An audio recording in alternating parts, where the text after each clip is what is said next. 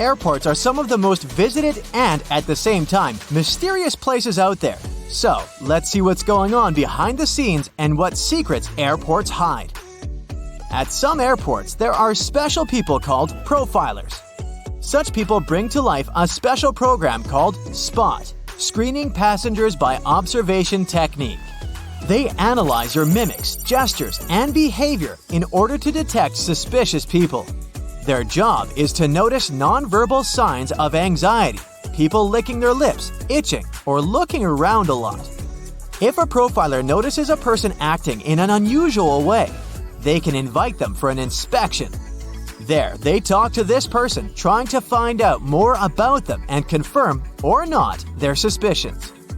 Airport agents might also be watching you all the way from the security check to your gate. Some airports have facial recognition scanners that can easily track you. They're equipped with special software that compares passengers' faces with their IDs. Keep in mind that if you don't charge your laptop before the flight, it may be confiscated. It's not uncommon for an airport security officer to ask you to power your device up. If you fail to do it, your gadget can be taken away for an additional check. For safety reasons, it's crucial to make sure that it hasn't been tampered with or modified in a way that can cause harm during the flight. Packing an electric brush in your check-in luggage may land you in trouble.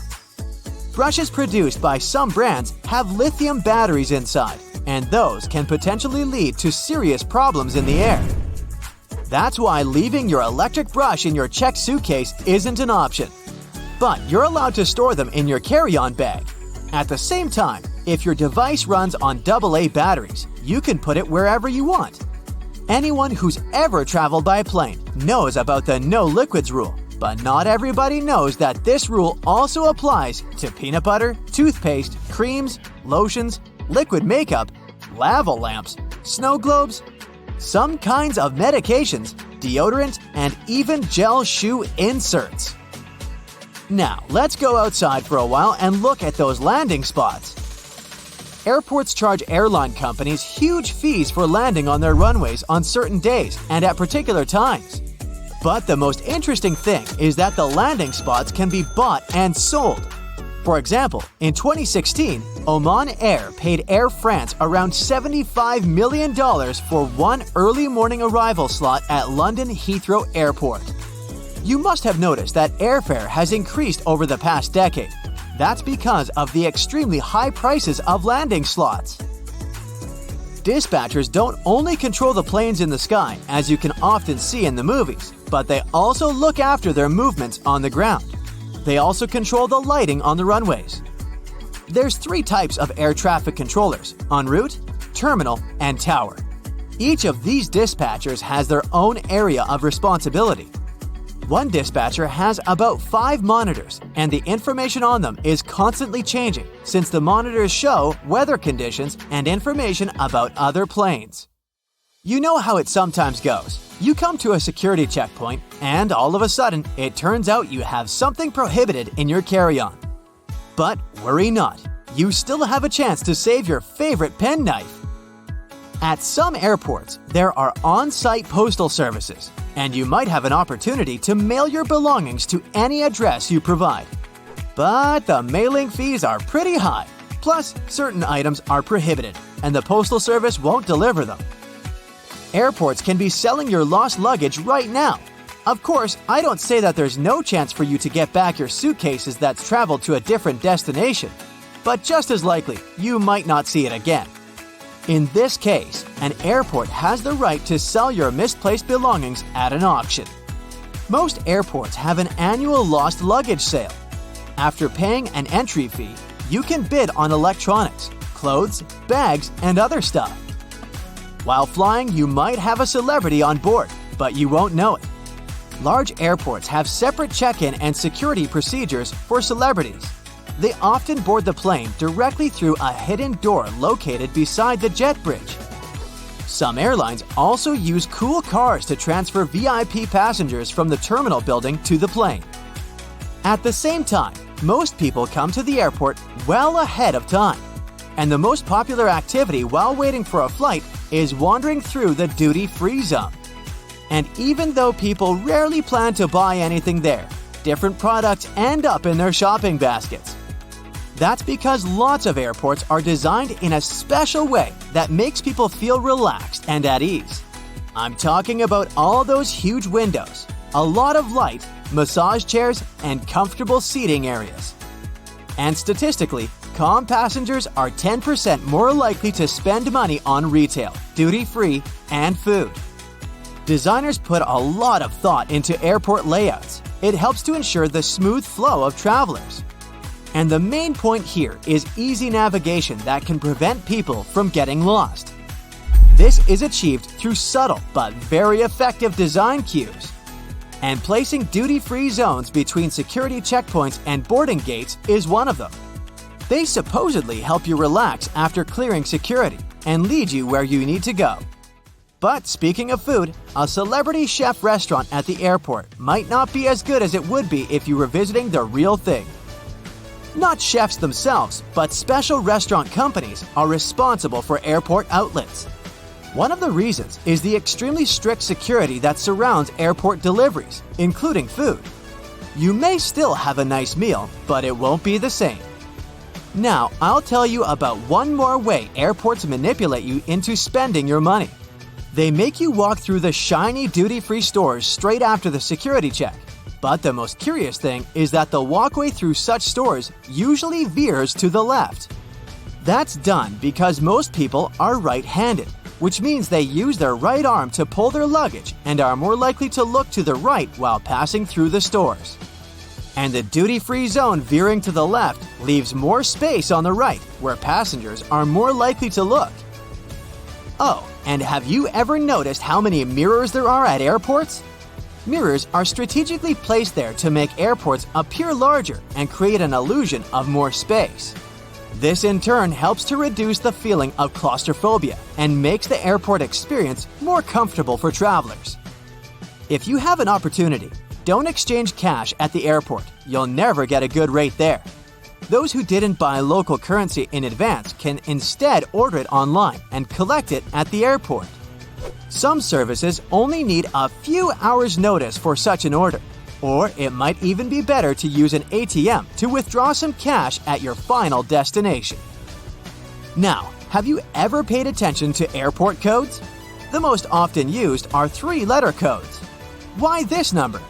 Back in the 1930s in the USA, pilots used the National Weather Service's 2-letter city codes to refer to airports. But soon, the number of airports in the country outgrew the number of such codes. That's why airlines expanded this system by adding the 3rd letter. It was usually X. That's how LA, Los Angeles, turned into LAX. But even though there shouldn't be 2 airports with the same code, some of these codes sound so similar you can easily mistake one for the other. For example, look at this airport with the code CGP in Bangladesh. And here we have CPG. It's the code of an airport in Argentina. It's dangerously easy to fly to the wrong place. Now, flying has long become routine for many people.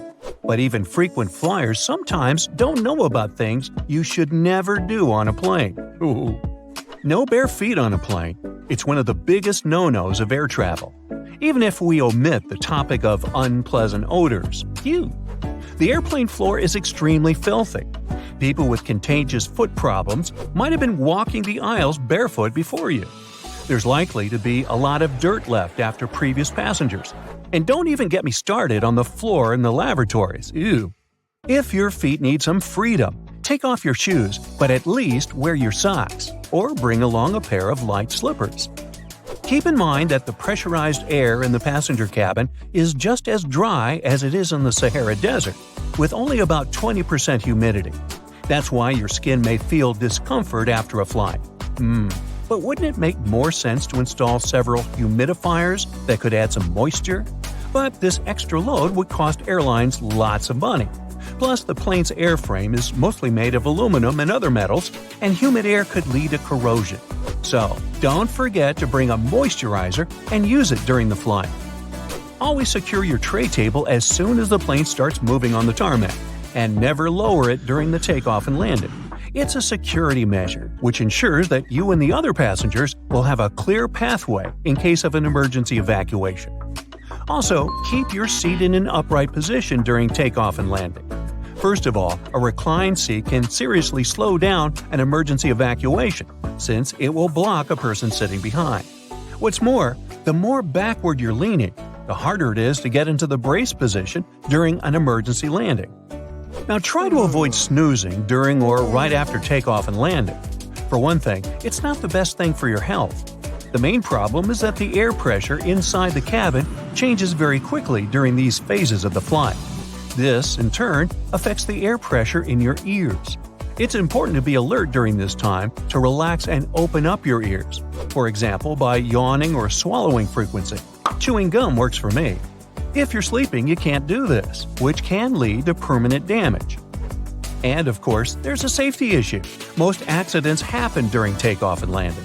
If you're sleeping during these stages, you might not be alert and conscious enough if an emergency happens. Now, this next recommendation comes from the EPA, the Environmental Protection Agency. According to them, you might want to skip on hot drinks on a plane. The water used to make tea or coffee doesn't come from bottles, it's regular tap water. And water tanks on airplanes are often old and full of bacteria. In 2004, there was a study which found that more than 12% of water samples contained harmful bacteria. But if you still decide to have a cup of hot beverage on a plane, never pour coffee or tea on your own. Flight attendants are trained to handle this task in crowded aisles of a moving airplane and won't accidentally burn you or other passengers. Now, it's probably better if you don't order Coke on a plane. The cabin pressure, so low up in the air, causes a lot of foam. For apparent reasons, flight attendants don't want to serve you a cup filled with froth. That's why they'll fill only half the cup, then wait for the bubbles to settle, and then finish pouring. That can take ages. Keep your air vent open. This way you'll minimize the spread of germs. Planes have high-quality air filters. They'll catch up to 99% of all airborne germs, so you should be safe there. But make sure to wipe that tray table. With 8 times more bacteria than the toilet flush button, it's the dirtiest place on board. Another thing you should avoid is leaning your head on the window if you have a window seat. You never know who occupied your seat before you, and, in any case, the glass is likely to be covered with germs. Say no to backless sandals and high heels on a flight. I do. There are very serious safety reasons for such a request. The first is that both these types of footwear make it very difficult to evacuate the aircraft fast. If you wear high heels, you will anyway have to leave them behind in case the crew is using emergency slides during an evacuation. The heels are very likely to damage the slide, so off they go. Now ask yourself, do you really fancy running away from the airplane barefoot? I'll answer that for you. Nope. Instead, wear sturdy shoes with a solid sole. In this case, you won't find yourself standing on the hot tarmac or in the weeds without any footwear at all. Don't stuff heavy objects into overhead compartments. Your things may not stay inside during severe turbulence, and while falling out, they will injure you and other passengers. Ow! That's why, if it feels difficult to lift something into the overhead compartment, better put it under the seat in front of you or elsewhere. Now, don't blame the pilots for the hard landing. When you experience it in bad weather, it might be intentional. If the runway is covered with water or snow, the plane has to touch down hard in order to break the water layer and prevent aquaplaning. Otherwise, the water can perform the role of a lubricant, and the plane won't be able to brake or respond to any control.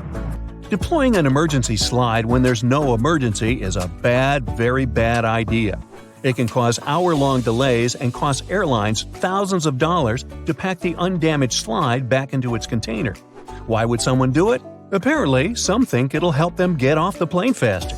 Well, they're an idiot. Don't be one yourself. Just keep in mind that it doesn't work this way. Don't ignore the instructions of the cabin crew to open window shades during takeoff and landing. This way, flight attendants can see what's happening outside, assess the situation, and act fast, organizing the evacuation. For example, if there's a fire outside one exit, they will redirect passengers toward another door. Avoid carrying spray deodorants or shaving cream in your carry-on baggage. Both these things tend to explode mid-flight and therefore aren't allowed on board the airplane. A much better idea is to choose stick deodorants. You also mustn't keep power banks in your checked luggage, and if you want to bring one on board, its capacity shouldn't be more than 20,000 milliamps. Besides, you shouldn't use them during the flight since they might catch fire. In general, lithium batteries are safe to use, but since they're high energy, they can catch fire if they're not treated with care, misused, or if there's a manufacturing fault. Such batteries have been the cause of quite a few fires on board airplanes, as well as during ground handling. Do not worry about airport scanners, they won't harm your health. Otherwise, airport employees wouldn't be able to stay near them without special clothing. Even when you're passing by a baggage scanner, the risk is minimal. And the last one, don't act like a jerk on board. Behave yourself. I know you will. Also, never try to land a plane on your own. Nah, don't laugh, I'm not kidding. In movies, they often show us that something happens to the pilots and they can't land the plane. And that's when the main character, a very skillful person, starts their game. Unfortunately, it's close to impossible to do it in real life, even if a person is a genius, is fond of computer simulators that match the real model of an aircraft 100%, and is ready to follow all the instructions from the ground, they're likely to fail due to one simple aspect: stress. It is true that there have been cases throughout history when amateurs landed smallish private planes after the incapacitation of a pilot. However, there has never been a case of a non-professional pilot landing a commercial passenger airplane. It's only in the movies. Many airports have carpets at their gate areas. This nicety usually comes with a few other perks: lower ceilings, comfortable seats, and pleasant natural lighting. All this costs more for airports, and carpets are not so easy to clean as hard floors are. But they create a cozy feeling for passengers waiting for their flight, making them more relaxed. Still, it isn't a gesture of goodwill on the part of airports. According to social research, calm passengers are about 7 to 10% more likely to go window shopping and actually buy something in the lounge area or duty-free zone. So, by investing in the passenger's comfort, airports actually increase their own income. If you ever wanted to know what happened to your baggage while you're on board a plane, the short answer is that airport staff don't actually know once it leaves their territory, and they probably really don't care. Sorry. Baggage is sorted automatically. Scanners scan the barcode and sort the baggage according to its destination. The three main tasks of airport baggage handlers are to move your bags from the check-in area to the gate, to move them from one gate to another when you have a connection, and to move your bags from the plane to the baggage claim area. And that's it. So if your luggage doesn't move fast enough, it can be late for your connecting flight, or the exact opposite. Your bag gets to your destination before you do because you're stuck at passport control. Another problem can arise if you forget to tear off any old stickers showing a different destination. In this case, the scanner might send your luggage to the wrong country. Most airports are equipped with giant kitchens where the food for passengers is prepared. These kitchens usually cook food for different airlines at once. And since that oh-so-delightful airplane food must be cooked for about 6 to 10 hours in advance, these kitchens have to work 24/7. And however surprising it might sound, the menu for your flight is developed up to a year in advance. This is a common practice for most airlines because every single ingredient matters and adds to expenses. In fact, one airline managed to save $40,000 after they removed just one olive from every salad they served on their flights. Airport staff sometimes ask passengers to rub their hands on a piece of cloth before putting it into a special machine. It might seem kind of scary, but it's actually harmless. You're simply being checked by a machine called an atomizer. Before their working day starts, employees put samples of dangerous chemicals into the machine. The machine memorizes these smells, and in case a person's hand smells like those chemicals, it alerts airport staff to this danger. You know how it sometimes goes. You come to the security checkpoint, and suddenly, it turns out you have something prohibited to take on board in your carry-on. But don't worry, all the things seized during the pre-flight inspection can be stored at the airport for as long as 3 months. On top of that, you have an opportunity to mail them any address inside the country. Things taken away by security and weren't claimed can also get sold at special auctions and are delivered worldwide. If you have a long layover between flights, going to the nearest hotel to rest might not be the cheapest option. There's a much better trick. Check if the airport or airline sells 24-hour access to the VIP lounge zone. In most cases, you can have free snacks and drinks there and use free shower cabins and rooms for rest at a very affordable price.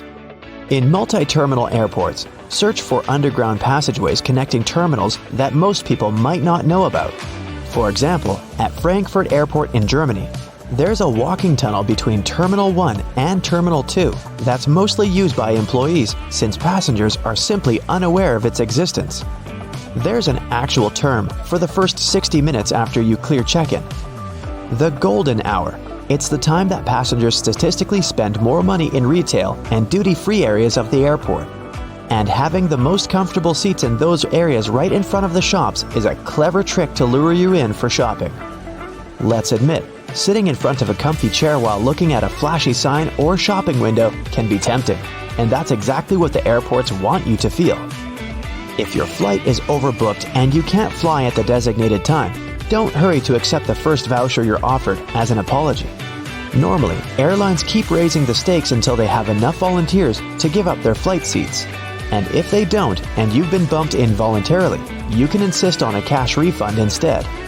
Depending on your ticket price and the time of your delay, you might be entitled to as much as $1,300. Most airports have specific experts called profilers.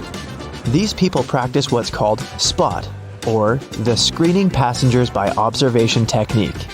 They carefully analyze facial expressions, gestures, and behavior in order to detect suspicious people. Their job is to notice the nonverbal signs of anxiety, such as people licking their lips, itching, or looking around a lot. If a profiler notices a person acting in a weird or off way, they can invite them for an inspection, where they can talk to a person to find out more about them. Profilers work in both the main halls and in passport control. The typical question they ask is, "What's the purpose of your visit?" Then they check the person's reaction to this inquiry. No matter how reserved a passenger is, if they have something to hide, TSA officers will find out, thanks to the tiniest cues in people's behavior. Before your luggage even gets on the plane, it goes through 5 security levels, and one of them, besides scanning the contents, includes being checked by a special dog that can sniff out dangerous chemicals. It's a well-known fact that a dog's nose is much stronger than that of any human. In fact, dogs distinguish smells from 10,000 to 100,000 times better than people do. No wonder airports take advantage of this super sense for security and regularly use these sniffer dogs to detect suspicious substances. What's really cool is that you can't even distinguish a detection dog from its civilian siblings. Unlike police dogs, the ones working at airports aren't trained to frighten or intimidate people. The most popular sniffer breeds are golden retrievers, labs, and German short-haired pointers. Charging your phone at a specifically designated spot can look convenient, but it's not really safe. If the charging station only allows you to plug in your cord, you might get malware installed on your phone with you none the wiser. The only safe way to charge your phone or tablet is to find an electric socket and use it with your own charger. Same goes for free airport Wi-Fi, apart from the airports requiring you to authenticate yourself more often than not. Someone can easily access your data while you're using an unprotected Wi-Fi hotspot. It's safer to use your mobile data, but if you absolutely have to use the airport's Wi-Fi, best clear or encrypt all your important data on your device. It might be exasperating to take your laptop out of your carry-on at the security check every single time. But the airport staff need to have a clear look at your device to make sure nothing is concealed inside. On the screen of an X-ray scanner, a laptop looks like a semi-transparent object with a clearly visible hard drive, CD drive, and whatnot. But security officers can't see what's behind some of those parts. For example, a dense and rather large battery. People tend to choose the closest security line to them. If that line turns out to be super crowded, just look around after ID and ticket check. You may see another checkpoint with much fewer people. Some checkpoints at the airport are situated at the far edges of the terminal, and that's why passengers fail to notice them. Applying for a TSA pre-check can be a great time saver for traveling in and out of the US. Being a member of this program has some great perks. First, getting through security and passport control happens faster. If you're a pre-checked traveler, you won't have to take off your shoes or remove your belt. And forget about placing your stuff like liquids and laptops in special bins. If you aren't flying to or from the US, then you can look up similar services available in your country. If you're flying economy class but don't like it, who does? Check in online and check out the seating options about 4 days before your flight. It's about that time that airlines typically start upgrading seats, and you might get an upgrade to business class for a small fee or even sometimes for free. You can also ask for an upgrade when you're already at the airport. Most people forget about this opportunity or simply don't care, so you might just get lucky. Now imagine the scene. You arrive at the airport in Hawaii a bit earlier and decide to chill in the waiting area. Suddenly, you notice an anxious blonde lady in a white dress standing at a gate. She's looking out the window on the runway, waiting for someone's arrival. You reach into your bag for some chocolate to comfort her. But it's too late. She vanished into thin air. Congratulations! You just met the lady in waiting, a resident phantom of the Honolulu International Airport. Like any phantom, she has a grim backstory. The lady once fell in love with a man and he promised to marry her. But then the happy groom flew abroad and never returned to his bride. His betrayal broke her heart and she took her own life. But her phantom is still attached to the airport, and she waits for her man to return just like the famous Japanese dog Hachiko waited for its master. Over the years, the local police have collected numerous complaints about the lady phantom wandering around the gates and other restricted areas of the airport. Ooh. Also, this entity likes to hang out in public bathrooms, just like Moaning Myrtle from the iconic fantasy novel. Some airport employees reported seeing paper dolls unfolding on their own while cleaning empty bathrooms in the middle of the night. In some cases, toilet seats slam shut and toilets flush by themselves. However, it's unlikely to surprise anyone since many public bathrooms have automatic flushing. Unfortunately, this urban legend doesn't clarify the way to release the heartbroken phantom. But at least this story is a good reminder to think twice before you make any promises. And speaking of spooky ladies in white, the Kempegowda International Airport in India also has one. A pilot once noticed a weird woman in a white sari on the runway. He called the airport workers asking to help her, but she disappeared by the time the staff arrived at the spot. Numerous witnesses have seen the same phantom in other parts of the airport. The lady haunted people in the cargo department, on escalators, and even in the parking lot. According to the media, nobody knows her background or the reason why she's here. Maybe her luggage was lost and she's just trying to get it back. Today, Suvarnabhumi Airport in Bangkok is one of the busiest airports in the world. But it doesn't stop this transport hub from also holding the title of the most haunted place in Thailand. Although imagination tends to draw something old and dusty when we hear the word haunted, Suvarnabhumi is relatively new. It started operating in 2006, but it turned out that the land under the airport used to be an ancient burial site. Work crews had to drain a marshland called Cobra Swamp to prepare the land plot for building. And mysterious events began to occur from the very first days of work. Wailing, creepy screams, and even classic music came out of nowhere. Some builders refused to continue construction because they were too scared of evil forces. The locals believed that they had angered the entities who were sleeping beneath the new airport. That's why 99 Thai monks were invited to perform a ritual. Together, they chanted for 9 weeks to clear all the bad vibes. The ceremony was almost finished, but suddenly a random man interrupted the monks and claimed to be possessed by one of the local entities. His message was pretty clear. You should build a proper spirit house to guarantee the smooth operation of the airport. Having said that, he fainted. Later, the guy woke up feeling normal and conscious. Well, the airport authorities decided to fulfill the mysterious request. Spirit houses are part of Thai traditional beliefs. Landowners build nice tiny shrines to establish friendships with invisible entities who might inhabit their plots of land. So, if you ever find yourself at the Bangkok airport, don't forget to check out this artifact, as well as the churning of the ocean, the remarkable sculptures that depict the ancient Hindu myth.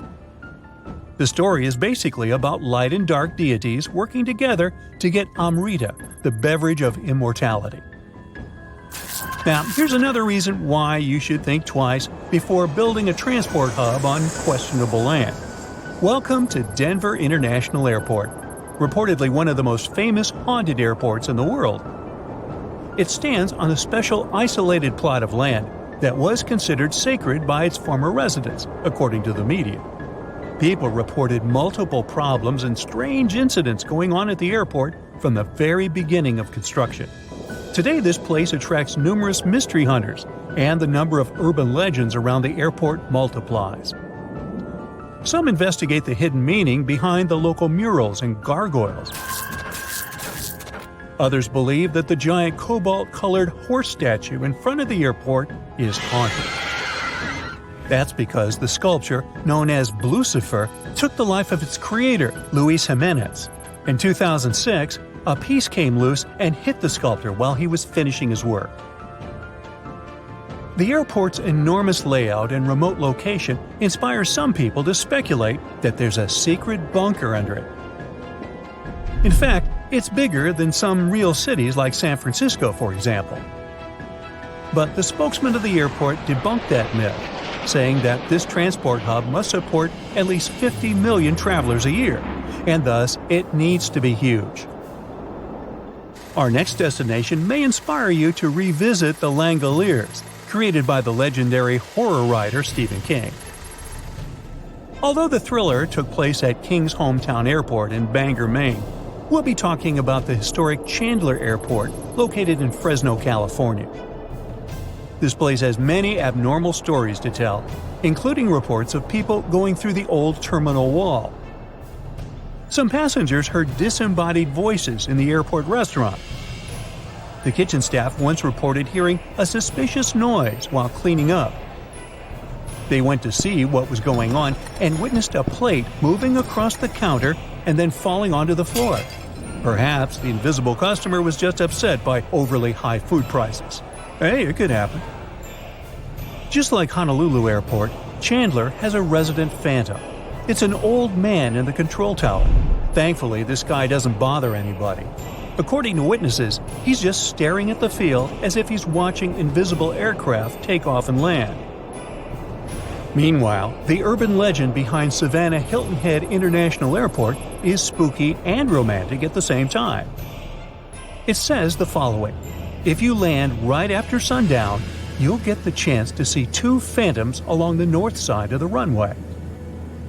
Now, the legend says these are the phantoms of Richard and Catherine Dotson, who used to live on the land underneath the airport. They don't bother the passengers or staff either. It seems like they're just greeting arriving people. Now, our list can't be complete without the UK's Manchester Airport. This busy place serves around 28 million passengers a year and also hosts a few spooky phantoms. Passengers and staff reported seeing creepy figures and weird phenomena, such as doors slamming on their own. The airport archives from the 1970s revealed that some staff refused to show up at Terminal 3 alone after dark because they were too scared. One night, the local workers saw a figure in a pilot's hat entering a toilet. No flights were scheduled to arrive or depart at that time, so he decided to follow the mysterious gentleman. But the bathroom was empty, and the motion-sensitive lights didn't show any reaction to the stranger. Some people reported meeting face-to-face with a phantom of a pilot in an old-school uniform. He usually wanders around Terminal 3 looking disoriented. But unfortunately, no one knows his backstory for sure. Another spooky resident of the airport is the Night Watchman, a phantom of a security guard from the 1960s. A former airport employee once met this gentleman and tried to talk to him, but the figure simply vanished into thin air, leaving the poor guy in shock. After that, he decided to leave his job for good. I can understand that.